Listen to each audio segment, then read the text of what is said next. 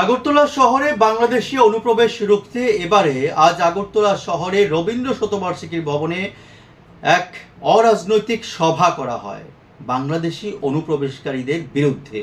এবং রাজ্য প্রশাসন যেন আজকের এই সভা থেকে আওয়াজ উঠে, রাজ্য প্রশাসন যেন আরও বেশি করে নজরদারি চালান সীমান্ত এলাকাগুলোতে, যাতে বাংলাদেশ থেকে অবৈধভাবে আমাদের রাজ্যে অনুপ্রবেশ করতে না পারে।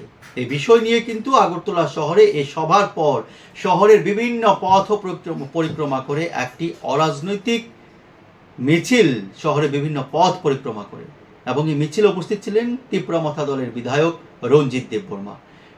শুনুন উনি সংবাদ মাধ্যমের মুখোমুখি হয়ে কি বলছেন।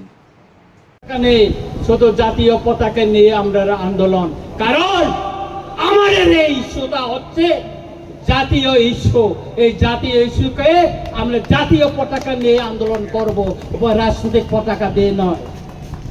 আমাদের মহারাজা বলেছিল পুইরা জাতি ওলোপাতি, সেই জন্য আমাদের জাতিকে আজ রক্ষা করতে হবে পয়লা, তারপর পার্টি।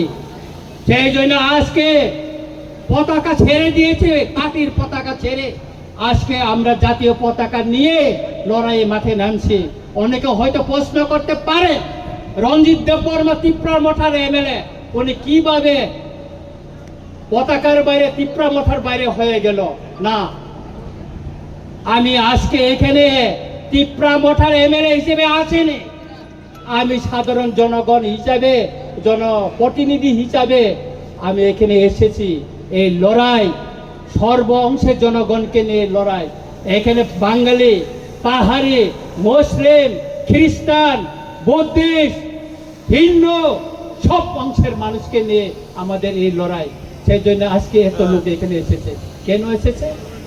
আমাদের একটাই দাবি, একটাই, সেটা হচ্ছে যারা তৎকালীন পূর্ব পাকিস্তান, অধুনা বাংলাদেশ থেকে যারা ত্রিপুরায় এসে বসবাস করছে, আমাদের অধিকার কেড়ে নিচ্ছে, আমাদের জমি কেড়ে নিচ্ছে, আমাদের ভবিষ্যৎ বংশধরদের রক্ষা করার জন্যই আজকে তাদেরকে আমরা শনাক্ত করে তাদের দেশে ফেরত পাঠানোর জন্য দাবি জানিয়েছি।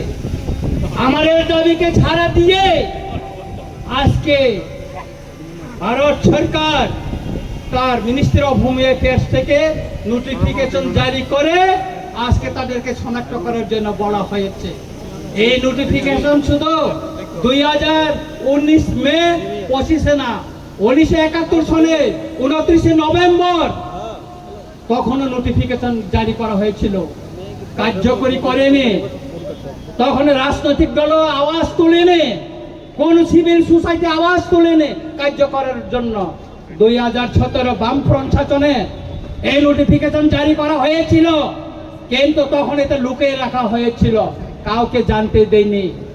তারপর 2021 এখানে বিজেপি এলেন সরকার আসার পরও 2021 নোটিফিকেশন জারি করা হয়েছে মিনিস্টার অফ হোম অ্যাফেয়ার্স থেকে, কিন্তু এটাকে লুকিয়ে রাখা হয়েছে।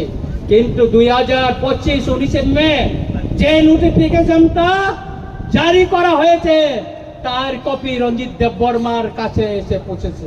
কেন?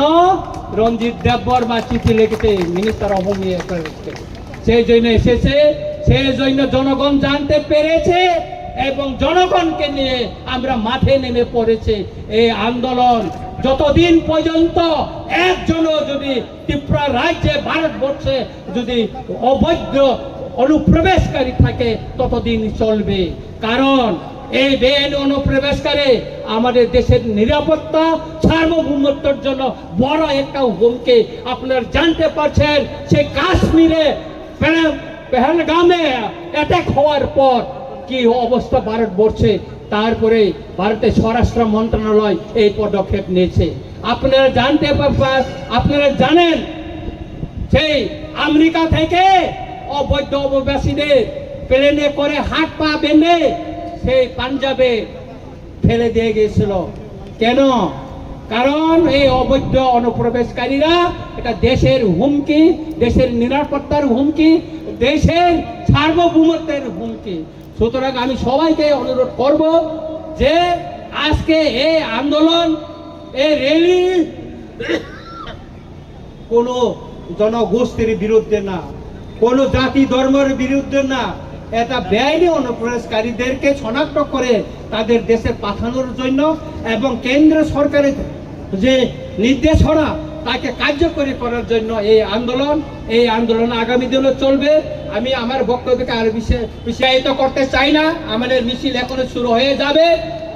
আপনারা শৃঙ্খলাভাবে সবাই